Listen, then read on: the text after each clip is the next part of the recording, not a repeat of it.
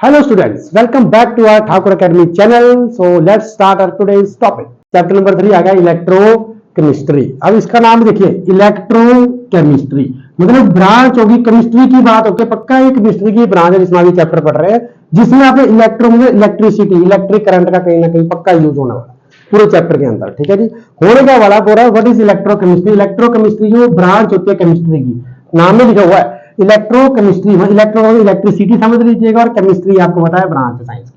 ठीक है, तो क्या बोलूंगा, ब्रांच ऑफ केमिस्ट्री, जिसमें आप किसके साथ डील करेंगे, इलेक्ट्रिसिटी या इलेक्ट्रिक करंट के साथ डील करेंगे। इस तरीके से कि आपके पास मान लीजिए ऐसा बिकर दिया होगा, उस बिकर में आपको क्या पास करवानी है, मान लीजिए इलेक्ट्रिसिटी, मतलब इस बिकर को आप दो अलग अलग सेल्स के टाइप में पढ़ेंगे, इलेक्ट्रोकेमिकल सेल भी पढ़ेंगे और इलेक्ट्रोलिटिक सेल की फॉर्म में पढ़ेंगे। लेकिन एक्चुअल में चैप्टर का नाम क्या है कि केमिस्ट्री, जिसमें आपने इलेक्ट्रिसिटी के साथ डील करना है, इलेक्ट्रिक करंट के साथ डील करना है। उसमें क्या होगा, आपको कोई बिकर, कोई कंटेनर, कोई वेसल दिया होगा, उसमें आपको क्या पास करवाना है, इलेक्ट्रिक करंट पास करवाना। जैसे इलेक्ट्रिक करंट पास करवाओगे तो इसके अंदर क्या दौड़नी शुरू हो जाएंगी, केमिकल रिएक्शंस। जैसे ही इस बिकर के अंदर क्या, मतलब जो भी आपने रिएक्टेंस डाले होंगे हमारे पास, उसके अंदर जैसे ही आप रॉड्स डिप करोगे, इलेक्ट्रिसिटी पास करवाओगे, तो उसके अंदर क्या होनी शुरू हो जाएंगी, केमिकल रिएक्शन। केमिकल रिएक्शन शुरू हो जाएगी हमारे पास है, जिसकी वजह से हमारे पास ये इस पूरे के पूरे कंसेप्ट को क्या बोल सकते हैं, इलेक्ट्रोकेमिस्ट्री। मतलब केमिस्ट्री, ब्रांच ऑफ केमिस्ट्री, जिसमें हम इलेक्ट्रिसिटी पास करेंगे, पास करने के बाद उसके अंदर क्या हो जाएंगी, केमिकल रिएक्शंस हो जाएंगी। मतलब हमने केमिकल चेंजेस के बारे में डील करना है पूरे चैप्टर के अंदर।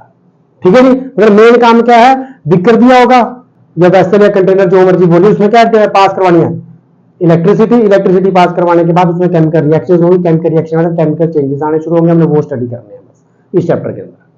ठीक है जी, इतना लग गया आइडिया हमारा क्या पढ़ने वाला चैप्टर के अंदर। तो चैप्टर का नाम क्या है, इलेक्ट्रोकेमिस्ट्री। मतलब कहीं ना कहीं इस चैप्टर में रिलेशन पढ़नी है किस किस के बीच में, इलेक्ट्रिकल एनर्जी और दूसरी कौन सी आगे नीचे, केमिकल रिएक्शंस। इन दो के बीच के हमने क्या पढ़नी है, कोई रिलेशनशिप पढ़नी है। ये मेन चैप्टर है। और ये जो हमारा बिकर है जिसके अंदर ये रिएक्शंस होते हैं हमारा, इसको हम क्या बोलेंगे, सेल्स। ये जो बिकर, ये जो वेसल, जो कंटेनर, जिसमें भी आपने रॉड को डिप करना है, रिएक्शन करवानी है, उसको हम क्या बोलते हैं, सेल्स।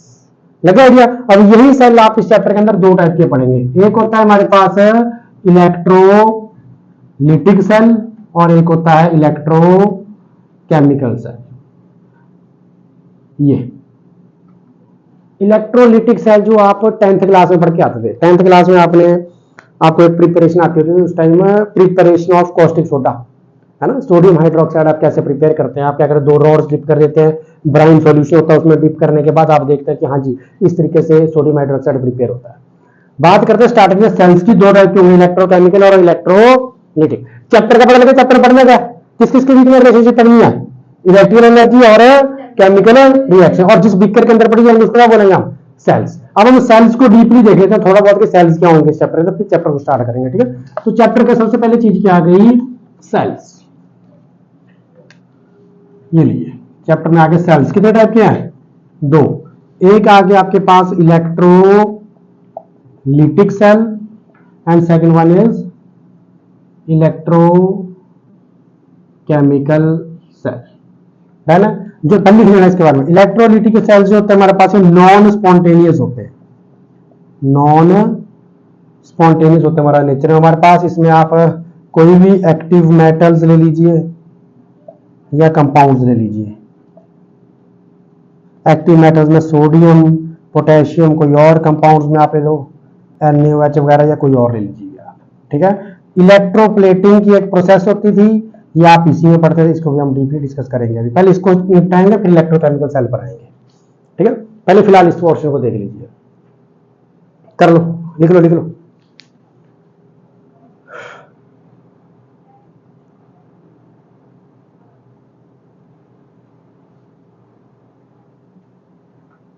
है ना, या तो ऐसे कर लेते हैं, पहले इसको देख लो, इसको सीख लो, फिर राइटअप कर लेना। आप राइटअप साथ साथ में करते रहना। ठीक है, सेल्स कितने टाइप के पढ़ोगे, दो, इलेक्ट्रोलिटिक, इलेक्ट्रोकेमिकल। अभी फिलहाल मैं इलेक्ट्रोलिटिक बता रहा हूं, बिल्कुल साथ में इलेक्ट्रोकेमिकल बता रहा हूं, फिर दोनों में चेंज देखें क्या आ रहा है हमारे पास। ठीक है, इलेक्ट्रोलिटिक सेल में गौर से देखना, इलेक्ट्रोलिटिक में इलेक्ट्रो का मतलब क्या हो गया, इलेक्ट्रिसिटी। इलेक्ट्रिसिटी मतलब क्या पास करवाना पड़ेगा, कोई ना कोई करंट पक्का पास करवाना पड़ेगा।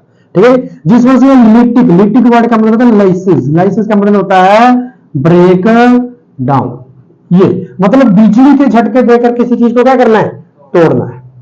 बिजली का झटका देना है और उसको क्या करना है, तोड़ना है। इसीलिए मैंने इसकी प्रोसेस इलेक्ट्रोकेमिलिटी की सेल होता है वो सेल जिसमें आपने इलेक्ट्रिसिटी पास करवा के जो भी रिएक्टेंट्स है उसको ब्रेक डाउन करना है और फिर प्रोडक्ट बनाना है। लेकिन आप मैंने बोला हमने बिजली का झटका देना है, मतलब मेरे को स्विच ऑन करना पड़ेगा इलेक्ट्रिसिटी का स्विच ऑन करने का मेरे को एक्सटर्नल एनर्जी लगानी पड़ेगी कोई, इसलिए मैंने इस प्रोसेस को क्या बोल दिया है, नॉन स्पॉन्टेनियस। पता दोनों में फर्क आता है, स्पॉन्टेनियस और नॉन स्पॉन्टेनियस। क्या होता है स्पॉन्टेनियस? जो अपने आप हो जाती है। नॉन स्पॉन्टेनियस जिसमें बाहर से कोई एनर्जी लगानी। याद है वो छत वाला एग्जांपल, छत पर से अगर मान लो पाइप पकड़ी ऊपर से पानी डायरेक्ट फेंक दिया तो अपने आप नीचे आ जाएगा तो हमने क्या फूंक मारी उसको?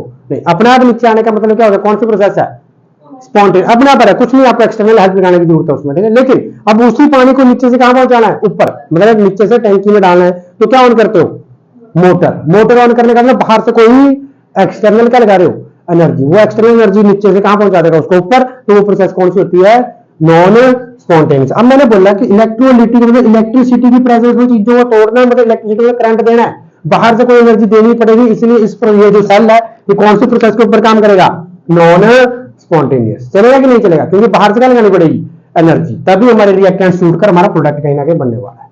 डन आइडिया, लगे नहीं आइडिया। और देखिए इसमें एग्जांपल आप किसके पढ़ते, एक्टिव मेटल्स कंपाउंड। देखिए ये जो NaOH होता है इसको आप कॉस्टिक सोडा बोलते हैं, सोडियम हाइड्रोक्साइड, कॉस्टिक सोडा। ये आप 10th क्लास में बनाते होते थे। 10th क्लास में कैसे बनाते हैं मैं आपको हिंट दे देता हूं। देखिए आप क्या करते थे, आप ऐसे एक बिकर लेते थे, बिकर के अंदर आप ब्राइन सॉल्यूशन डाल देते थे। कौन सा सॉल्यूशन, ब्राइन। पर याद है ब्राइन सॉल्यूशन क्या होता है, NaCl प्लस व्हाट, नमकीन पानी मतलब, ठीक है जी। ब्राइन सॉल्यूशन होता है NaCl प्लस H2O।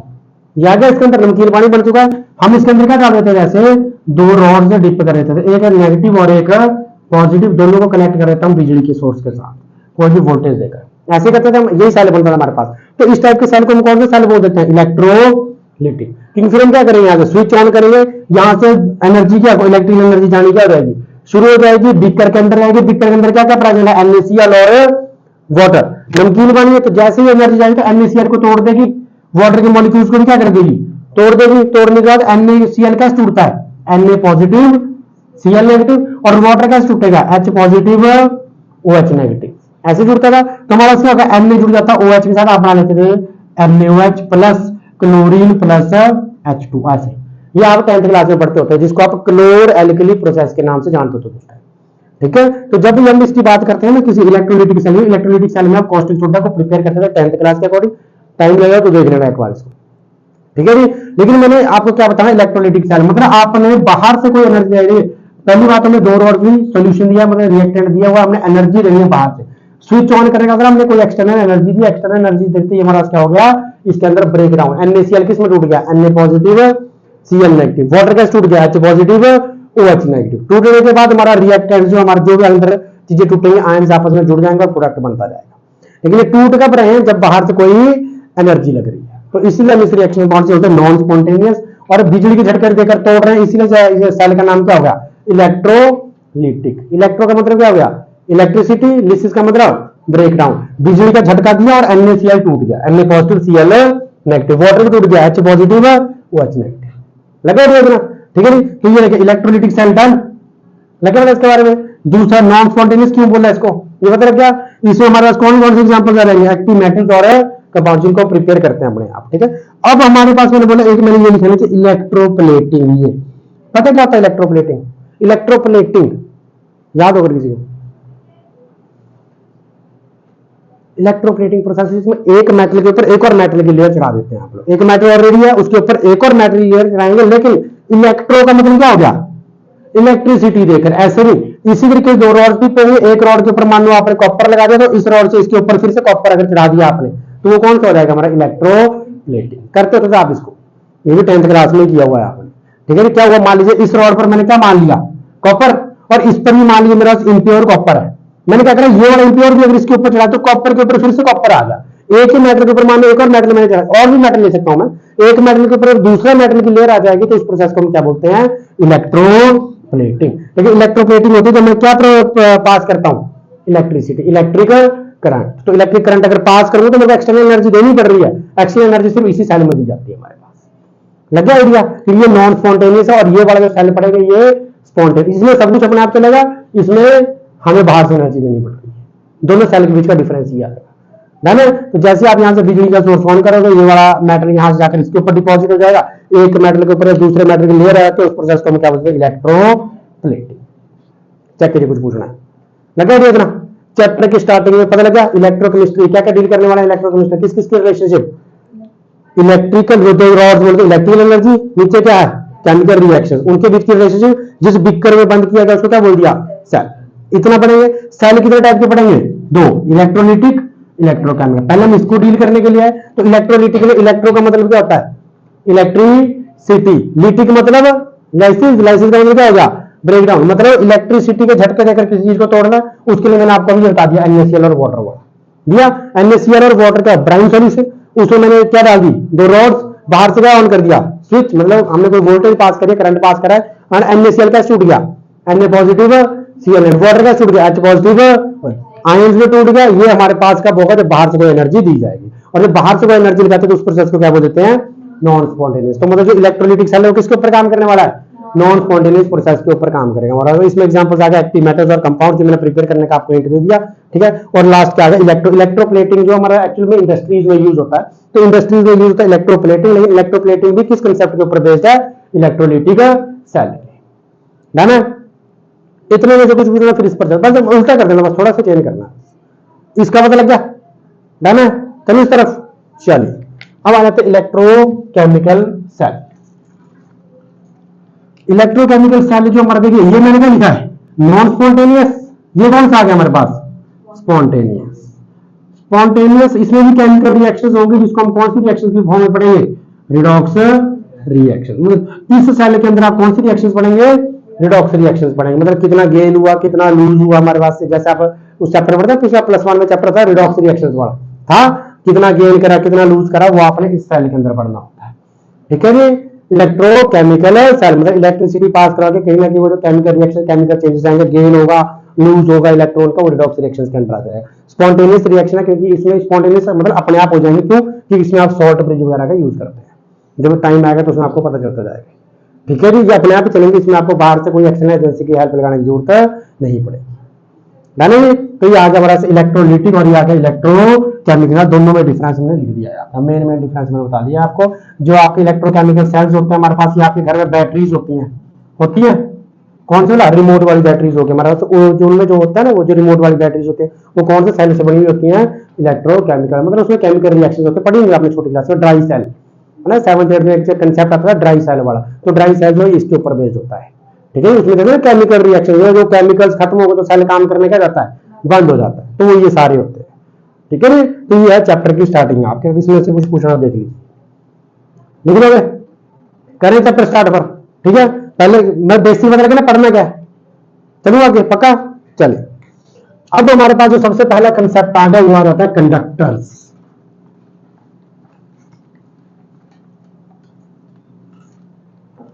चलिए सबसे पहला जो चैप्टर का कंसेप्ट आ गया वो आ जाएगा कंडक्टर्स। ये पता ही होगा, 6 7 ये पढ़ते हैं 7 8 में, है ना। क्या होते हैं कंडक्टर्स, ऐसे सब्सटेंसेस जिसमें से इलेक्ट्रिसिटी पास हो जाती है कि नहीं।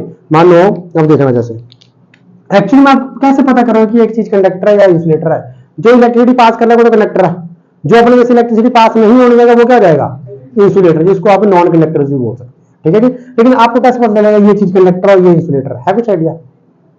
अगर हमें परफॉर्म करके देखना हो कि यार आपको मैंने 4 चीजें रख दी है ना, मैंने आपको एक चाबी दे दी, मैंने आपको एक मान लीजिए मार्कर दे दिया, मैंने आपको ना, एक मैंने क्या दे दिया, मेटल चाबी दे दी, मैंने आपको मार्कर दे दिया, मैंने आपको कोई स्केल दे दिया आयरन वाला दे दिया, या मैंने कोई आपको जैसे चप्पल पड़ी है इसी को दे दिया, कैसे पता लगेगा कि मेटल है, सॉरी ये कंडक्टर है कि नहीं है। हाँ सिंपल क्या करना था, छोटी क्लास में बढ़ते जाती है, क्या करना था, मान लिया आप सर्किट बना लेते थे, करते हो सर्किट ऐसे, तो इसके ऊपर क्या लगा लेते थे, बल्ब, और यहाँ पर मान लीजिए 2 तारे हैं, ठीक है। बाकी चलो आपने पूरा सर्किट, आप फिजिक्स पढ़ते हैं आप लोग, ठीक है जी। अब देखिए ये बल्ब अगर ग्लो कर गया, अब ये 2 तारे हैं, तारों के बीच में कुछ नहीं है, अगर मैं तारों के बीच में कोई भी मेटल रख दूंगा, चाबी रख दी मान मैंने की, तो अब वो की का एक एंड इधर है एक एंड इधर, और ये क्या कर जाएगा, बल्ब ग्लो कर जाएगा मेरे पास, बाकी वही आपको बैटरी जो सोर्स है वो तो कनेक्ट होगा ही होगा आपका, ठीक है। करंट तो दौड़ रहा है उसके अंदर, लेकिन ये बीच में 2 तारे हैं, अभी जब तारे देखें अलग हैं, बल्ब नहीं जल रहा था, लेकिन जैसे मैंने दोनों तारों को किसकी हेल्प से जोड़ दिया, किसी की कोई भी कीटा मेटल के फॉर्म से जोड़ दिया, तो इस तरफ भी मेटल है, इस तरफ दोनों तरफ से जोड़ दो तो बल्ब क्या कर जाएगा, ग्लो।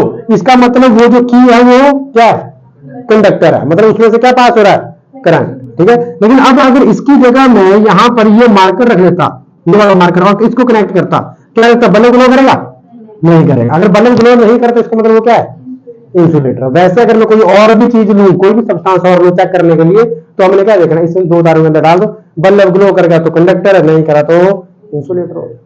ठीक है, तो कंडक्टर्स के बारे में पता लग गया। कंडक्टर्स क्या होते हैं हमारे पास, जो अपने में से किसको पास करवा देते हैं, इलेक्ट्रिसिटी को। जिसमें से इलेक्ट्रिसिटी पास होगी वो कंडक्टर, जिसमें से नहीं होगी वो नॉन कंडक्टर या फिर इंसुलेटर। डन है। अब कंडक्टर्स आप जब प्लस टू में, कंडक्टर आप दो टाइप से पढ़ते हैं, देखते जाना। कंडक्टर्स आप कितने टाइप से पढ़ेंगे, दो। एक आ जाएगा आपके पास मेटालिक कंडक्टर्स, और दूसरा आ जाएगा हमारे पास इलेक्ट्रोलिटिक कंडक्टर्स। ये मेटालिक कंडक्टर्स जो आप इसको इलेक्ट्रॉनिक कंडक्टर्स भी बोल सकते हैं, और इनको आप इलेक्ट्रोलाइट्स भी कह सकते हैं। मैं एक्सप्लेन करूंगा आपको, देख लीजिए। ठीक है, मेटालिक कंडक्टर इलेक्ट्रॉनिक कंडक्टर्स बोल सकते हैं, इलेक्ट्रोलाइटिक कंडक्टर्स को आप इलेक्ट्रोलाइट्स भी बोल सकते हैं। इलेक्ट्रॉनिक कंडक्टर्स का मतलब है मूवमेंट ऑफ इलेक्ट्रॉन्स होने वाला। इसको मैं लिख नहीं रहा हूं, चल मैं एक्सप्लेन कर देता हूं, पहले आप लिख लो, लिख लो, उतार लो।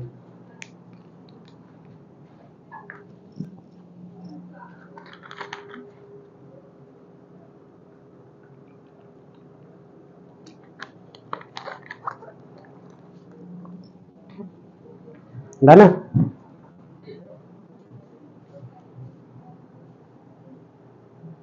चलो लिख लिया। चलिए, कंडक्टर्स तो पता लग गए, जिनमें से क्या पास होने वाली है, पक्का इलेक्ट्रिक करंट, इलेक्ट्रिसिटी तो पक्का पास होने वाला। तो कंडक्टर कितने टाइप के होंगे, मेटालिक और इलेक्ट्रिक। मेटालिक वाले नाम बता रहा, मेटालिक मेटल्स है ना, मतलब मेटल से रिलेटेड जो चीजें होंगी जो अपने वहां से इलेक्ट्रिसिटी पास करवा देंगे, उसको कौन सा बोल देंगे, मेटालिक कंडक्टर्स। लेकिन ये शायद आपके लिए नया है, इलेक्ट्रोलिटिक। इलेक्ट्रोलिटिक को हम किसकी फॉर्म में पढ़ेंगे, इलेक्ट्रोलाइट्स। पढ़ते आप एसिड, बेस एंड सॉल्ट, ये सारे आप इलेक्ट्रोलाइट्स की फॉर्म में आते हैं। मतलब जैसे आप एसिड इलेक्ट्रिसिटी कनेक्ट करता है, बेस भी करता है, सॉल्ट भी करता है, तो आप इसमें वो चीजें पढ़ेंगे।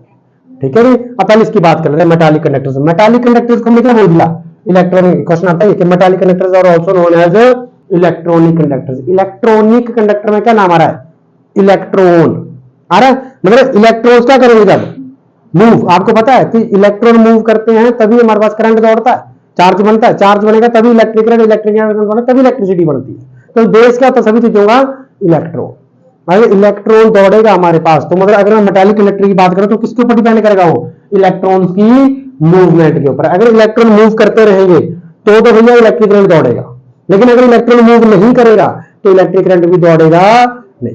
तो मैं सिंपल बात करूंगी, मेटल्स आपको, तो मेटल्स जो हमारे पास वो क्या करते हैं, इलेक्ट्रॉन यूज करते हैं और कौन से चार्ज लेते हैं, पॉजिटिव चार्ज देते हैं। 10th क्लास में पढ़ते थे व्हाट आर मेटल्स। मेटल्स क्या होते हैं, जो इलेक्ट्रॉन लूज करता है और कौन सा चार्ज लेता है, पॉजिटिव चार्ज। तो चार्ज भी आ गया, चार्ज आएगा तो ऑटोमेटिक इलेक्ट्रिसिटी कनेक्ट हो जाएगी वहां पर। ठीक है नहीं। तो अब मैं जब भी बात करूं मेटालिक कंडक्टर्स की, तो उनको हम दूसरा नाम क्या बोल देते हैं, इलेक्ट्रॉनिक कंडक्टर्स। मतलब कि मेटालिक मतलब मेटल्स तब इलेक्ट्रिसिटी कंडक्ट करेंगे जब किसकी मूवमेंट शुरू हो जाएगी, इलेक्ट्रॉन्स की। जब तक इलेक्ट्रॉन्स की मूवमेंट होगी तभी तक कंडक्टर की फॉर्म में एक मेटल बिहेव करेगा। ठीक है नहीं। अगर इलेक्ट्रॉन्स की मूवमेंट नहीं हो पाएगी तो कंडक्टर जो हमारे पास, उसको हम कंडक्टर बोल ही नहीं सकते। क्यों, क्योंकि फिर वो इलेक्ट्रिसिटी कंडक्टर नहीं करेगा। लगे देखना। अब जब मैं इलेक्ट्रॉनिक मतलब मेटालिक कंडक्टर्स की बात करूंगा, तो मेटालिक कंडक्टर्स में क्या क्या आ सकते हैं, हमारा मेटल्स आ सकते हैं। मेटालिक कंडक्टर में मेटल्स कोई भी हो सकते हैं। दूसरा मेरे पास क्या आ सकते हैं, मेटलॉइड्स, जिसको आप क्या बोलते हो, सेमी मेटल्स। और तीसरा हमारे पास क्या आ जाता है, हमारे पास यहाँ पर एलॉयज। याद है एलॉयज, एलॉय याद है क्या होता है, मिक्सचर ऑफ दो मेटल का मिक्सचर कर दीजिए या किसी दो नॉन मेटल का मिक्सचर कर दोगे तो क्या बन जाता है, एलॉय। तो जब भी मेटालिक कंडक्टर्स में पढ़ता तो मेटालिक कंडक्टर में किस किस एग्जांपल आ जाते हैं, मेटल दिया होगा तो मेटालिक कंडक्टर हो गया, सेमी मेटल दिया होगा, मेटलॉइड दिया होगा, तब भी हमारे पास किसका एग्जांपल हो गया, मेटालिक कंडक्टर का। एलॉयज अगर कोई भी होंगे, एलॉयज भी मेटल से ही बनते, तो मेटल से तो मतलब मेटालिक कंडक्टर का एग्जांपल है। डन है, लिख लो मेरी जो। लेकिन आपको क्या लगता है कि इतना आसान होगा यहां पर ये कि हर कोई मेटल जो इलेक्ट्रिसिटी कलेक्ट कर लेगा, हर कोई मेटल कर लेगा? नहीं, इलेक्ट्रिसिटी किसके ऊपर डिपेंड कर रही है यहां पर मेटालिक कंडक्टर्स में, इलेक्ट्रॉन्स, और इलेक्ट्रॉन्स किसमें होते हैं? एटम के अंदर। एटम के अंदर इलेक्ट्रॉन्स की मूवमेंट के ऊपर डिपेंड करेंगे। अब इलेक्ट्रॉन होता है बाहर, अंदर का सेंटर में न्यूक्लियस, जिसको आप इसकी टर्म से कर्नल्स के नाम से जानते हैं। पॉजिटिवली चार्ज पार्टिकल के अंदर होता है, उसको आप किस नाम से जानते हैं? यहां पर है कर्नल्स, ये इस नाम से। मतलब उस न्यूक्लियस को अगर चेंज करो तो क्या नाम दे सकते हो आप उसको? कर्नल का। और मैंने बोला कि अगर हमें इलेक्ट्रॉन को मूव करना तो इलेक्ट्रॉन की मूवमेंट एक एटम के ऊपर डिपेंड करती है कि एटम कैसा है। अब मान लीजिए एटम मेरे पास ये है, सेंटर में क्या आ गया? न्यूक्लियस, जिसको आप कर्नल का नाम दे रहे हो, पॉजिटिवली चार्ज पार्टिकल। और मान लीजिए ये मेरे पास एटम, और एटम के इस शेल में मेरे पास क्या प्रेजेंट है? इलेक्ट्रॉन। ठीक है जी। और एक इलेक्ट्रॉन मेरा इस शेल में प्रेजेंट है। क्या लगता है कि दोनों में से कौन सा इलेक्ट्रॉन थोड़ा सा फ्री है? बाहर वाला, सबसे दूर है। सबसे दूर है मतलब थोड़ा सा दूर है, दूर है बॉन्ड दूर है तो फ्री है, वो आजाद पड़ा हुआ हो। लेकिन जो बिल्कुल नजदीक खड़ा हुआ है इसके, वो उसके बहुत ही टाइटली जुड़ा हुआ है। टाइटली हो तो इसकी फ्री मूवमेंट मिलेगी आपको? नहीं मिलेगी। लेकिन इसकी मूवमेंट थोड़ी क्या मिल जाएगी? फ्री मिल जाएगी। लगा आइडिया इतना? तो मतलब कि जो हमारे मेटालिक कंडक्टर्स हैं, इलेक्ट्रॉनिक कंडक्टर्स हैं, वो कब काम करेंगे? जब जो इलेक्ट्रॉन और कर्नल, न्यूक्लियस और इलेक्ट्रॉन के बीच की डिस्टेंस है उसके ऊपर डिपेंड करेगा। जब डिस्टेंस ज्यादा होगी, मतलब बॉन्ड क्या होगा? कमजोर होगा, तो बाहर वाला आराम से घूम सकता है। जितने आराम से वो घूमता रहेगा उतना फ्री मूवमेंट होगी। जितनी फ्री मूवमेंट होगी इलेक्ट्रॉन की, इलेक्ट्रिसिटी इतनी बढ़िया कंडक्ट करेगा। ठीक है नहीं? अब इस वाले एटम में मिला इलेक्ट्रॉन, यहां पर अगर कोई और एटम होता जिसमें इलेक्ट्रॉन यहां पर आता, तो कौन से वाले इलेक्ट्रिसिटी अच्छे से कंडक्ट होगी? बाहर वाले में। अंदर वाले में क्यों? क्योंकि अंदर वाले में रिस्ट्रिक्टेड मूवमेंट है, वो जो न्यूक्लियस है उसको इजिली जाने नहीं जाएगा, फ्रीली नहीं घूम सकता वहां पर। समझ बात मेरी? तो ये जो इलेक्ट्रॉनिक कंडक्टर्स हमारे पास, ये भी डिपेंड करता है एटम का स्ट्रक्चर कैसा है, एटम कौन सा है, एलिमेंट कौन सा, मेटल कौन सा। समझ बात मेरी? लगे देखना। अब काम पढ़ते हैं नोबल गैसेस। नोबल गैसेस क्या होती है? नियोन, हीलियम, आर्गन, ये पढ़ते हैं। तो उसमें पूरी कंप्लीटली फील्ड होता है, शेल होता है कि नहीं होता है? तो जो कंप्लीटली फील्ड शेल होता है तो वो स्टेबल होता है। स्टेबल इलेक्ट्रॉन्स की मूवमेंट इजिली नहीं होगा, ना वो गेन करेगा ना तो वो लूज। सोडियम की बात करके देखो, 2 8 1 एक कहां जाएगा? आउटर मोस्ट में। तो एक जो स्टेबल थोड़ी ना, वो तो इजीली मूव करेगा, या तो चला जाएगा या अंदर आ जाएगा, दो चीजें करेगा वो।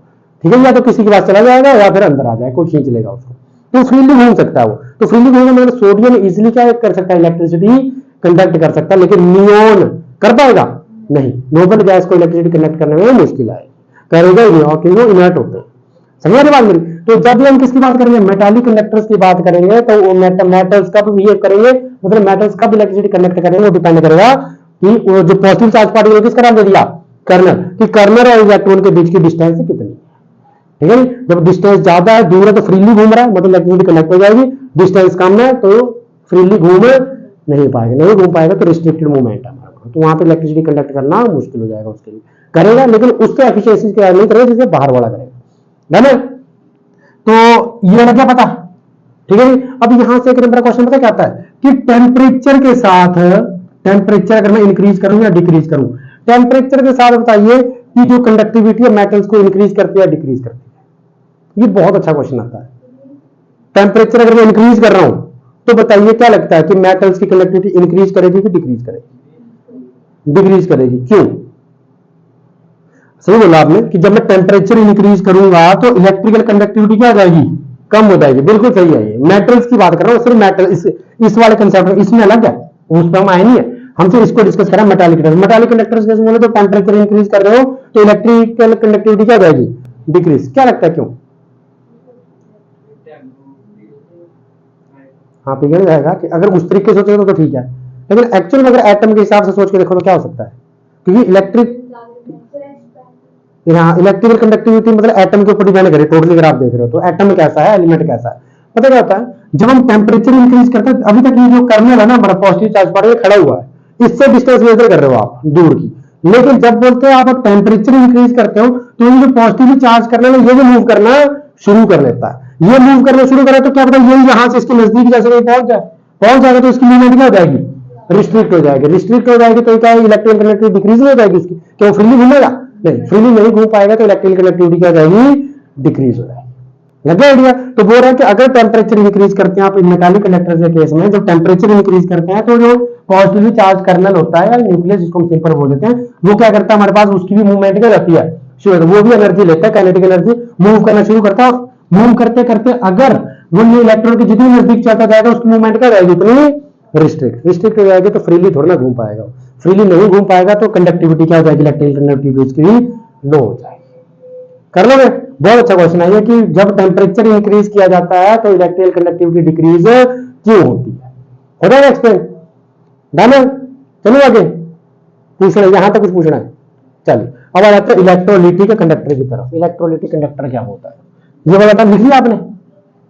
लिखने की जरूरत है, बुक से देख लीजिएगा आप जब आपको मौका मिलेगा, अगर लिखना तो लिख लीजिए। कंसेप्ट था ना बस, बाकी यूट्यूब पे रही वीडियो ऐसा भी हो गया है। अच्छा कंडक्टर में अब दूसरा आ गया इलेक्ट्रोलिटिक कंडक्टर। अब देखिए ये बड़ा अच्छा कंसेप्ट है ये एक्चुअली आपने इस चैप्टर में इसके साथ डील करना है, जो पीछे पड़ा उसका डील नहीं करना है, डील इसके साथ करना है। ठीक है जी, मतलब इलेक्ट्रोलिटिक कंडक्टर मतलब इलेक्ट्रिसिटी पास करके किसी चीज को तोड़ोगे, तोड़ने के बाद उसमें कुछ चार्जेस आएंगे, आयंस बनेंगे तो वो इलेक्ट्रोलाइट बन जाता है। ठीक है, तो इलेक्ट्रोलाइट्स का मतलब है कि जब भी इलेक्ट्रिसिटी मतलब क्या कहते हैं उसको, कंडक्ट होगी तो किसकी फॉर्म में होगी, आयंस की फॉर्म। आयंस मतलब पॉजिटिव और नेगेटिव, इनकी फॉर्म में इसमें उसमें तो मूवमेंट ऑफ इलेक्ट्रॉन होता है, उसमें तो इलेक्ट्रॉन्स की मूवमेंट चली, इलेक्ट्रॉन्स की मूवमेंट की वजह से हुआ जो हुआ। ठीक है,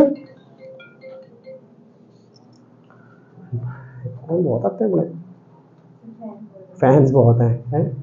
इलेक्ट्रोलिटिक कंडक्टर्स की बात कर रहे हैं, पहले तो वही वर्ड आ गया इलेक्ट्रोलिटिक, बिजली के झटके देकर तोड़ना, जो भी आपको चीज दी होगी बिजली का झटका देकर क्या करना, उसको तोड़ना। अभी मैंने बोल रहा आपको NaCl और वाटर था, NaCl को जैसे आपने बिजली का झटका दिया कैसे टूट गया वो, Na पॉजिटिव Cl नेगेटिव। अब Na पॉजिटिव Cl नेगेटिव टूट गया तो किसकी फॉर्म में आ चुका है, ये आयंस आ चुका, आयंस की फॉर्म में, तो मतलब वो किसकी तरह बिहेव करेगा, एज एन इलेक्ट्रोलाइट।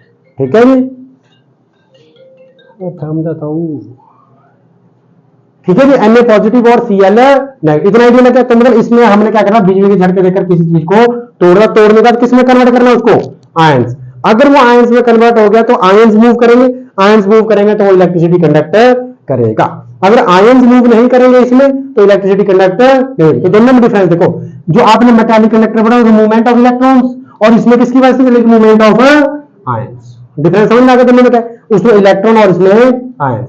जब आयंस की वजह से मतलब जिस सॉल्यूशन में आयंस प्रोड्यूस हो जाता है उसको आप क्या बोलते हैं, इलेक्ट्रोलाइट्स। इलेक्ट्रोलाइट्स में आप किस किस के एग्जांपल पढ़ेंगे, आप पढ़ेंगे एसिड, आप पढ़ेंगे बेस, आप पढ़ेंगे सॉल्ट्स। एसिड का एग्जांपल याद है, HCl H2SO4, बेस का क्या आ गया, KOH NaOH, और सॉल्ट क्या आ गया, NaCl सोडियम कार्बोनेट, कोई भी ले सकते हैं आप। ठीक है, तो ये तीनों, ये एसिड बेस और सॉल्ट जो हमारे पास वो एज एन इलेक्ट्रोलाइट काम करने वाले हैं आपके लिए। क्योंकि अगर मैं एसिड लूं HCl, अब मैं इसके HCl मेरा एग्जांपल आ गया एसिड का, अगर मैं HCl के ऊपर कोई बिजली का झटका दूंगा तो HCl क्या टूट जाएगा, H पॉजिटिव टूट जाएगा आयंस में। अब जितने अच्छे से आयंस दोनों फ्रीली मूव करेंगे उतने बड़े से इलेक्ट्रिसिटी क्या होगी, कंडक्ट होती जाएगी। ठीक है जी, अगर ये मूव नहीं करेंगे तो इलेक्ट्रिसिटी भी कंडक्ट नहीं हो पाएगी। तो इसको बोलते हैं मोबिलिटी ऑफ आयंस, ये वर्ड पढ़ते हैं आप इसमें, मोबिलिटी ऑफ आयंस। इस मोबिलिटी का मतलब पता क्या होता है, मूवमेंट, ये मूवमेंट ऑफ आयंस। ठीक है, तो वर्ड अगर अलग भी आ रहा है मोबिलिटी, तो मोबिलिटी का मतलब मोबाइल, मोबाइल का मतलब जो इजीली घूम सकता है चीज को, इधर से उधर कनेक्ट करेगा। ठीक है, तो मूवमेंट, मोबिलिटी, तो मूवमेंट ऑफ आयंस की वजह से जो कंडक्टर पैदा होता है उसको हम कौन सा बोलते हैं, इलेक्ट्रोलिटिक कंडक्टर। हो जाएगा। इलेक्ट्रोलिटिक कंडक्टर का दूसरा नाम क्या होता है, इलेक्ट्रोलाइट्स। इलेक्ट्रोलाइट्स में किसके एग्जांपल पढ़ेंगे, एसिड बेस सॉल्ट। एसिड में होता है HCl, अगर HCl मैंने इसमें बीकर में क्या ले लिया, HCl मैंने क्या ले लिया, बिजली का झटका दिया तो किसमें टूट जाएगा, H पॉजिटिव Cl नेगेटिव। बिजली का झटका दिया इसलिए इलेक्ट्रोलिटिक बोल दिया हमने। कंडक्टर इसलिए बोला कि ये चार्जेस में आ चुका है, आयंस में कन्वर्ट हो गया। आयंस का मतलब ये क्या करेगा, इधर उधर मूव करेगा, मूव करने का क्या प्रोड्यूस कर देगा, इलेक्ट्रिक करंट। इसलिए पास होता जाएगा, पास होता जाएगा तो कंडक्टर बनता जाएगा। डन, तो ये अब जैसे माना NaOH बेस लेते, बेस का ले लेगा, KOH ले लेते हैं, इसमें बिजली का झटका दोगे तो क्या टूट जाएगा, K positive OH negative, positive negative टूट गया। अब सॉल्ट का एग्जांपल ले लो, सॉल्ट क्या होता है NaCl, बिजली का झटका दो Na पॉजिटिव Cl, आयंस में कन्वर्ट हो गया। जो चीज आयंस में कन्वर्ट हो गई हमारे पास वो इलेक्ट्रोलिटिक कंडक्टर के अंदर ही पड़ेंगे। ठीक है, लगा बता। तो इलेक्ट्रोलिटिक कंडक्टर में एक टर्म आ गई इलेक्ट्रोलाइट्स। इलेक्ट्रोलाइट्स में क्या आ गया, एसिड बेस और सॉल्ट। लेकिन इलेक्ट्रोलाइट्स में सिर्फ वही इलेक्ट्रिसिटी कंडक्ट करता है जो मोल्टन फॉर्म में, एक्वस फॉर्म में होगा। मोल्टन होता है पिघली हुई फॉर्म, है ना, मेल्टेड फॉर्म, और दूसरा एक्वस, एक्वस में लिक्विड फॉर्म में, अगर सिंपली बोल दो आप, वाटर पड़ा ना, aqueous solution, non aqueous solution. तो जब मोल्टन फॉर्म में एक्वस फॉर्म में होगा तो फ्रीली घूम सकता है, लेकिन सॉलिड स्टेट में रहता फ्रीली घूम पाएगा नहीं। तो मतलब जब भी हम इलेक्ट्रोलाइट्स की बात करेंगे, इलेक्ट्रोलाइटिक कंडक्टर्स की बात करेंगे, तो ये इलेक्ट्रिसिटी सिर्फ किस केस में कंडक्ट करेगा, मोल्टन फॉर्म में और एक्वस फॉर्म में। सॉलिड फॉर्म में ये इलेक्ट्रिसिटी कंडक्ट नहीं कर सकता। मतलब मैं सिंपल अगर बोलूं तो अगर मैं इसमें मॉलिक्यूलर सॉलिड्स की बात करूं तो क्या लगता है, मॉलिक्यूलर सॉलिड्स इलेक्ट्रिसिटी कंडक्ट करेंगे, कर सकते हैं? मगर सॉलिड्स, सॉलिड इलेक्ट्रिसिटी कर सकते हैं? नहीं कर सकते सॉलिड्स इलेक्ट्रिसिटी कंडक्ट, क्योंकि सॉलिड जो पैकिंग क्या होती है, टाइट, टाइट होता है, फ्रीली मूवमेंट नहीं होती है। तो इसीलिए मॉलिक्यूलर सॉलिड जैसे आपके पास यूरिया, आयोडीन, ऐसे एग्जांपल दे रहा हूं मैं, शुगर, क्या लगता है इनको अगर मैं नीचे रखूं और बिजली का झटका दूं तो पकड़ेगा कुछ? वो नहीं। मानो आपने क्या कहा, ये शुगर का ढेर लगा दिया यहाँ पे, और यहां से एक तार ये लगा दी, एक तार ये लगा दी, वोल्टेज दी, फिर यहां से करंट ऑन कर दिया, करंट ऑन करने के बाद दोनों तारों का ऐसा लगेगा इसमें करंट है, तो अगर मैं टच करूंगा तो करंट लगेगा मेरे को? नहीं लगेगा, क्योंकि ये इलेक्ट्रिसिटी कंडक्ट नहीं करता है। ठीक है, तो जो मॉलिक्यूलर सॉलिड्स होते हैं वो एक्चुअल में इलेक्ट्रिसिटी कंडक्ट नहीं करते हैं। डन? चेक कीजिए, कुछ पूछना है तो। जो इलेक्ट्रिसिटी कंडक्ट करेंगे उनको इलेक्ट्रोलाइट्स बोल देंगे, और जो नहीं करेंगे उनको नॉन इलेक्ट्रोलाइट्स बोल देंगे। मतलब ये जो एसिड, बेस और सॉल्ट है ये क्या है, इलेक्ट्रोलाइट्स। और ये जो मैं लिखे ऊपर मॉलिक्यूलर सॉलिड्स बोलते, यूरिया, आयोडीन, शुगर, ये इलेक्ट्रिसिटी कंडक्ट नहीं करेंगे। नहीं करेंगे इसका मतलब ये कौन से जाएंगे, नॉन इलेक्ट्रोलाइट्स। समझ गए? इलेक्ट्रोलाइट्स होंगे तो कर लेंगे, मतलब एसिड, बेस और सॉल्ट, क्योंकि उसमें आयंस में टूट जाएगा वो। नॉन इलेक्ट्रोलाइट्स इलेक्ट्रिसिटी कंडक्ट नहीं करेंगे क्योंकि सॉलिड्स की फॉर्म में। मॉलिक्यूलर सॉलिड्स जो वो इलेक्ट्रिसिटी कंडक्ट नहीं करेंगे, क्योंकि इसका कंसेप्ट होता है इलेक्ट्रोलाइटिक कंडक्टर्स का कि इलेक्ट्रिसिटी तभी कंडक्ट होगी जब वो किसकी फॉर्म में होगा, मोल्टन फॉर्म में या फिर एक्वस फॉर्म में। सॉलिड फॉर्म में इलेक्ट्रिसिटी कभी भी कंडक्ट नहीं हो सकती। मतलब दीवार को आप जितना मर्जी बिजली का झटका दे दो नहीं लगेगा, फील होगा आपको। यहाँ जैसे बिजली का झटका दो तो यहाँ करंट लग सकता है आपको? नहीं, क्योंकि सॉलिड में ऐसा रहता है। लेकिन लिक्विड में जब आपने रॉड लगाई होती है पानी गर्म करने के लिए, अगर रॉड उस कोने पर, इस कोने में पानी को हाथ लगाओ, करंट लग जाएगा? लग जाएगा कि नहीं लग जाएगा? क्योंकि उसमें क्या होता है, हमारे पास मूवमेंट चल रही होती है आयंस, तो पूरे का पूरा लिक्विड इलेक्ट्रिसिटी कंडक्ट करता है ना। चेक कीजिए, दोनों टाइप के कंडक्टर में कुछ पूछना है। पहला हमने कौन सा, मेटालिक, दूसरा कौन सा आ गया, इलेक्ट्रो। मेटालिक कंडक्टर्स का दूसरा नाम क्या आ गया, इलेक्ट्रॉनिक कंडक्टर। इलेक्ट्रॉनिक मतलब इलेक्ट्रॉन्स, मूवमेंट ऑफ इलेक्ट्रॉन। जब इलेक्ट्रॉन मूव करेंगे तभी इलेक्ट्रिसिटी कंडक्ट होगी, वो नहीं करेंगे तो इलेक्ट्रिसिटी कंडक्ट नहीं होगी। डन है उसका। दूसरा हमारे पास उसका क्या, इलेक्ट्रॉनिक मूवमेंट का हमने उसमें क्या देखा, जो पहले वाला कर रहे थे हम, electro metallic movement of electrons, और वो डिपेंड करते हैं कि एलिमेंट या एटम किस टाइप का है। जिसमें दूर है इलेक्ट्रॉन वो तो फ्रीली मूव करेगा, लेकिन जिसके अंदर है पॉजिटिव चार्ज पार्टिकल, किसका नाम दिया, कर्नल्स, उसके नजदीक होगा तो रिस्ट्रिक्टेड मूवमेंट रहेगी, तो इलेक्ट्रिसिटी कंडक्ट नहीं करेगा। ठीक, तो वो भी डिपेंड करता है कि एटम या एलिमेंट आप कौन सा ले। जैसे मैं एग्जांपल दिया आपको, नोबल गैस का दिया और सोडियम का दिया। नोबल गैस में इलेक्ट्रिसिटी कंडक्ट हो रही है, हो रही है, क्यों? क्योंकि उसमें कंप्लीटली फील्ड होता है, मतलब वो ना गेन करेगा ना तो लूज करेगा। लेकिन सोडियम लेकर देखो, 2 8 1 ऐसे लिखते सोडियम को, 11 होता है, 2 8 1, एक लास्ट में होता है तो फ्रीली मूव करता है ना। तो उसके बाद हमने लास्ट में क्या बोला, टेम्परेचर। टेम्परेचर इंक्रीज करने के साथ उसकी कंडक्टिविटी क्या जाती है, डिक्रीज। क्यों हुई? क्योंकि जो उसका कर्नल होता है वो भी कौन सी एनर्जी ले लेता है, काइनेटिक एनर्जी। मोशन में आ जाता है, मोशन में आने के बाद वो कहीं ऐसा होता है इलेक्ट्रॉन के नजदीक चले जाए, फिर से नजदीक हो जाएंगे तो एक दूसरे के पास आ जाएंगे, तो उसकी मूवमेंट क्या रहेगी, रिस्ट्रिक्टेड। तो वो इलेक्ट्रिसिटी कंडक्ट करने में हेल्प नहीं करेगा तो कम हो जाएगी, फ्रीली नहीं घूमेंगे तो कम होगी, है ना। इसका हम किस पर आ गया, इलेक्ट्रोलिटिक। इलेक्ट्रोलिटिक में हमारा रास्ता आ गया इलेक्ट्रोलिटिक। बिजली के झटके देकर चीज को क्या करना है, तोड़ना है। तोड़ने के बाद अगर उसने बिजली पकड़ ली, इलेक्ट्रिसिटी पकड़ ली तो कंडक्टर हो गया, नहीं पकड़ी तो नहीं हुआ। तो इलेक्ट्रोलिटिक कंडक्टर्स में हमने क्या बोला, सिंपल इलेक्ट्रोलाइट्स। इलेक्ट्रोलाइट्स में किसके एग्जांपल है, HCl बेस और sorry acid base and salts. और ये एसिड बेस और सॉल्ट्स क्यों कर पा रहे हैं इलेक्ट्रिसिटी कंडक्ट, क्यों इलेक्ट्रोलाइट्स बोल रहे हैं, क्योंकि किसमें कन्वर्ट हो जाते हैं, आयंस। इसमें आयंस की मूवमेंट चलेगी, इसीलिए इलेक्ट्रिसिटी कंडक्ट होगी। आयंस की मूवमेंट नहीं होगी तो इलेक्ट्रिसिटी कंडक्ट नहीं होगी। जैसे हमने, और किस स्टेट में होते हैं ये, मोल्टन और एक्वस, तभी इलेक्ट्रिसिटी कंडक्ट होती है। लेकिन जब मैं सॉलिड्स की फॉर्म में ले रहा हूँ, यूरिया, आयोडीन, शुगर, जैसे मैंने यहाँ पर बताया, तो क्या हम लोग कर सकते हैं इसको, तो क्या करेगा इलेक्ट्रिसिटी कंडक्ट, नहीं करेगा। तो इसका मतलब वो नॉन इलेक्ट्रोलाइट हो जाएगा। यहां तक कुछ पूछना है, बिल्कुल बेसिक में भी हम लोग अगर कुछ भी पूछना तो पूछ लीजिए, है ना। कि अगर ये चीजें पता होंगी, ये चीजें पता होंगी, तभी हम आगे जो आके सेल्स आए ना, गैल्वेनिक वगैरह, तभी मजा आएगा उसको पढ़ने, है ना। चलो चलिए, अब इलेक्ट्रोलाइट्स की जब मैं आगे बात करता हूँ तो इलेक्ट्रोलाइट्स जो हमारे दो टाइप के होते हैं, पढ़े होंगे आपने ये भी।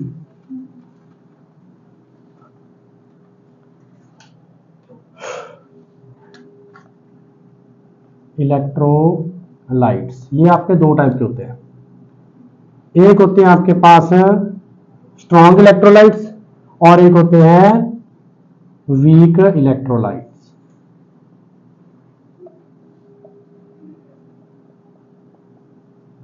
चेक कीजिए, इलेक्ट्रोलाइट्स तो पता लगे, एसिड बेस और है सॉल्ट, क्यों बाहर ली ना, कुछ तो हुआ है पक्का, ठीक। इलेक्ट्रोलाइट्स पता लगे क्या होते हैं, जो किस फॉर्म में होंगे, मोल्टन या फिर एक्वस फॉर्म में, और क्या कंडक्ट करेंगे, इलेक्ट्रिसिटी। ठीक है, एसिड बेस और सॉल्ट एग्जांपल हो गया।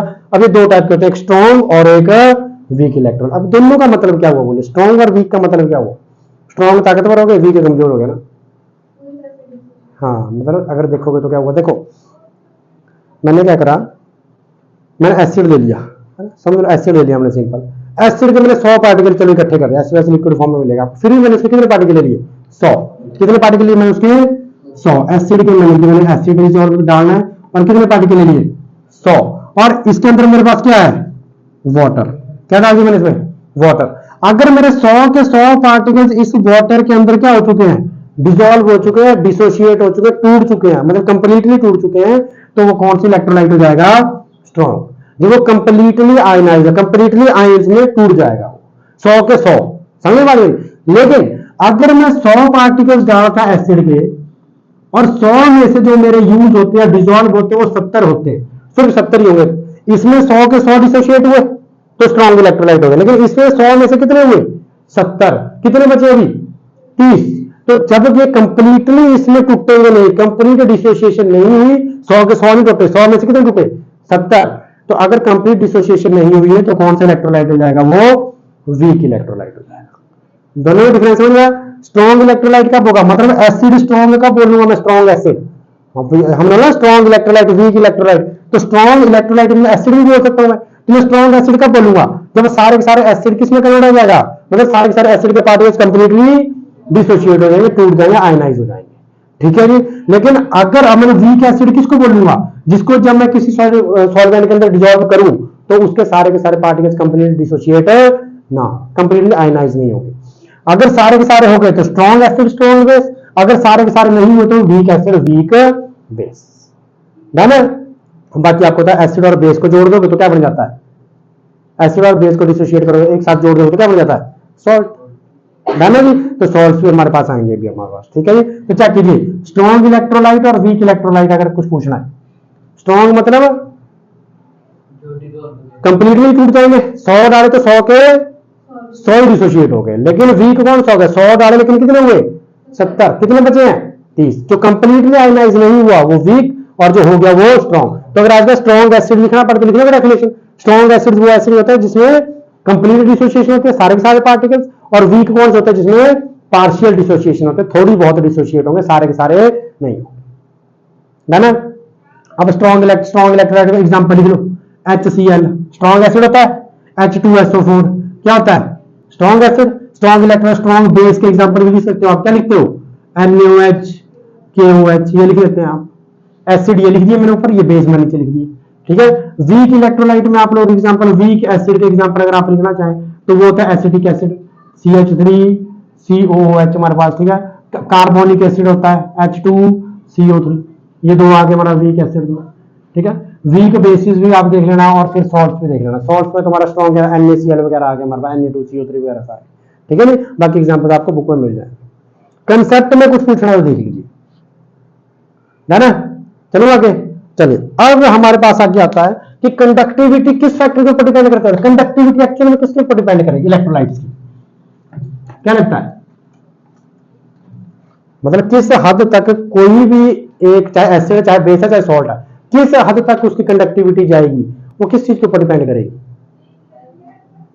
आयंस के ऊपर। मतलब टोटली डिपेंड करेगा कि स्ट्रॉन्ग है या फिर वीक है। 100 पार्टिकल 100 के 100 डिसॉल्व हो गए तो भैया वो 100% हो गया। 100% हो गया मतलब उसकी कंडक्टिविटी बहुत ही ज्यादा हाई हो जाएगी, क्योंकि कंप्लीटली टूट चुका है। 100 आयंस टूटने में 100 अलग अलग तरीके से इलेक्ट्रिसिटी जाएगी भाई, 100 के 100 पकड़ेंगे बिजली वो। ठीक है। लेकिन 100 में 70 डालो तो 70 ही पकड़ेंगे, 30 थोड़ी ना पकड़ रहे हैं, तो कम नहीं आ गई वो। तो ये बोल रहा है कि अब कंडक्टिविटी जो हमारे पास वो किसके ऊपर डिपेंड है, ज्यादा कंडक्टिव कौन सा होगा या कम वाला कौन सा, वो डिपेंड करेगा कि कितने पार्टिकल डिसोशिएट हुए हैं। अगर 100 के 100 हो गए तो सबसे ज्यादा इलेक्ट्रिकल कनेक्टिविटी होगी, लेकिन 100 में से 70 ही डिसोशिएट और 30 नहीं हुए तो इलेक्ट्रिकल कनेक्टिविटी क्या रहेगी, डिक्रीज हो जाएगी। ठीक है, तो एक स्ट्रॉन्ग इलेक्ट्रोलाइट और एक वीक इलेक्ट्रोलाइट। तो हमारे पास यही आता है, अगला कंसेप्ट यही होता है, ये आता है हमारे पास डिग्री ऑफ आयनाइजेशन। ये डिग्री ऑफ आयनाइजेशन, इसको हम डिनोट करते हैं अल्फा। याद है, लेकिन उस टाइम मैंने कर रहा है डिग्री ऑफ आयनाइजेशन डिसोसिएशन, पिछले चैप्टर का एंड कराएगी, कर देना मैंने उस टाइम। ठीक है, तो इससे डिग्री ऑफ आयनाइजेशन किससे डिपेंड करते हैं, किससे डिनोट करते हैं, अल्फा। अल्फा जो हमारा, अगर मैं इसको लिखूं तो ये रेशियो होती है हमारे पास कितने पार्टिकल डिसोसिएट हुए upon total number of particles कितने आए इलेक्ट्रोलाइट के। लिख दो यहां पर, अगर लिखना है नंबर ऑफ पार्टिकल्स ऑफ जो भी हमारे पास इलेक्ट्रोलाइट है डिसोशिएटेड या आयनाइज्ड भी लिख सकते हैं आप, upon total number of particles of electrolytes. ये आ गया, लिख लो एक बार इसको, फिर इसको एक्सप्लेन कर देता हूं। डिग्री ऑफ आयनाइजेशन या डिसोसिएशन, आयनाइजेशन की वैसे निकल जाएगी, डिसोसिएशन की वैसे निकल जाएगी, लेकिन दोनों टर्म में फर्क होता है। आयनाइजेशन अलग चीज होती है और डिसोसिएशन अलग चीज होती है, मैं इसको बताता हूं आपको भी।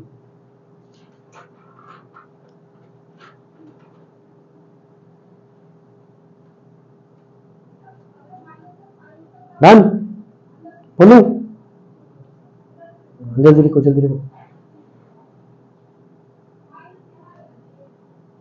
बाद में लिख लेना इसके बाद, ठीक है, इतना टाइम नहीं है यार, ये चैप्टर ये टॉपिक खत्म हो जाएगा ना फिर अच्छे से, फिर कल है कि नया टॉपिक चलता है। डिग्री ऑफ आयनाइजेशन, डिग्री मतलब मैंने उसने बताया था कितने, है नहीं, अगर 100 है, 100 के 100 डिसॉल्व, मतलब मेरे टोटल नंबर ऑफ पार्टिकल्स जो मेरे इलेक्ट्रोलाइट के वो कितने हैं, 100। ठीक है, और 100 में से अगर नंबर ऑफ पार्टिकल्स कितने डिसोशिएट हो, कितने टूटे, अगर 100 में से 100 ही टूट गए तो 100/100 क्या आ गया, 1, तो अल्फा की वैल्यू क्या आ गई, 1। ये हुआ मतलब कि अगर मैंने एसिड के 100 पार्टिकल लेकर पानी में डाले और वो 100 के 100 ही टूट गए तो हमारे पास उस time alpha degree of association, sorry degree of ionisation या डिसोसिएशन कितनी हो जाएगी, 1। तो अगर अल्फा की वैल्यू 1 है, इसका मतलब भैया सारे के सारे पार्टिकल कंप्लीटली टूट चुके हैं। टूटने का मतलब कैसा बिहेव कर रहा है, स्ट्रॉन्ग या वीक, स्ट्रॉन्ग इलेक्ट्रोलाइट की तरह। तो स्ट्रॉन्ग है, स्ट्रॉन्ग इलेक्ट्रोलाइट हुआ, कंप्लीटली टूट चुके हैं, सारे के सारे कट के आंसर क्या आ गया, 1। तो जब अल्फा की वैल्यू 1 आ जाएगी तो डिग्री ऑफ आयनाइजेशन मतलब 1 आ गया, तो इसका मतलब वो स्ट्रॉन्ग इलेक्ट्रोलाइट है। स्ट्रॉन्ग इलेक्ट्रोलाइट का मतलब वो इलेक्ट्रिसिटी बहुत बढ़िया कंडक्ट करेगा, लगा दिया इतना, ठीक है। लेकिन अब अगर मेरे पास टोटल नंबर ऑफ पार्टिकल 100 है, लेकिन उसमें से जो पार्टिकल डिसोशिएट हुए वो कितने हुए, 70। कितने हुए, 70, वही वीक वाला केस आ गया। अब अगर 100 में से 100 नहीं हुए, कितने हुए, 70 हुए, तो अल्फा की वैल्यू कितनी आ जाएगी, 0 पॉइंट समथिंग। 0 पॉइंट समथिंग का मतलब अल्फा की वैल्यू लेस देन 1 आएगी, आएगी कि नहीं आएगी, समझ रहे बात मेरी, ठीक है। मान लीजिए मैंने alpha equal to number of particles कितने डिनोट हुए, क्या कितने डिसोशिएट है, 70 अपॉन टोटल कितने से मान लीजिए 100। तो अगर मैं 70 और 100 को डिवाइड कर दूं अल्फा की वैल्यू लेस देन 1 आएगी, मतलब 0 पॉइंट समथिंग आएगी काट के, 0 पॉइंट समथिंग आने का मतलब लेस देन 1। तो जब अल्फा की वैल्यू लेस देन 1 आएगी तो वो इलेक्ट्रिसिटी जो कंडक्ट करेगा वो भी कम हो जाएगी, कंडक्टिविटी कम हो जाएगी, और दूसरा हमारे पास वो वीक इलेक्ट्रोलाइट होगा, ठीक है। तो मतलब अब डिग्री ऑफ आयनाइजेशन और डिसोसिएशन अल्फा की वैल्यू से भी आप बता सकते हैं कि भैया ये स्ट्रॉन्ग इलेक्ट्रोलाइट है या वीक। अगर अल्फा की वैल्यू 1 आई तो मतलब स्ट्रॉन्ग, क्यों, क्योंकि वो सारे के सारे डिसोशिएट हो गए कंप्लीट, मतलब 100 डाले और 100 के 100 क्या हो गए हैं, तो 100 से 100 कटे के आंसर आ गया 1, तो स्ट्रॉन्ग इलेक्ट्रोलाइट होगा, इलेक्ट्रिकल कनेक्टिविटी हाई, लिख लोगे। दूसरा हमारे पास क्या आ गया, 100 से 100 में से कितने हुए, 70 डिसोशिएट हुए, 30 बचे रह गए। लेकिन अगर 100 70/100 करूंगा तो लेस देन 1 नहीं आ गई वैल्यू, तो अगर लेस देन वैल्यू 1 आ गई तो इसका मतलब कौन सा इलेक्ट्रोलाइट है, वीक। वीक मतलब कनेक्टिविटी भी थोड़ी सी कम हो जाएगी as compare to strong. Done है, चेक कीजिए, कुछ पूछना हो जाएगा। स्ट्रॉन्ग इलेक्ट्रोलाइट पता लग गया, वीक इलेक्ट्रोलाइट पता लग गया, डिग्री ऑफ अल्फा की वैल्यू से पता लग जाएगा स्ट्रॉन्ग और वीक का। डन है। So thanks for watching our video. For more videos, please subscribe our YouTube channel. Thank you.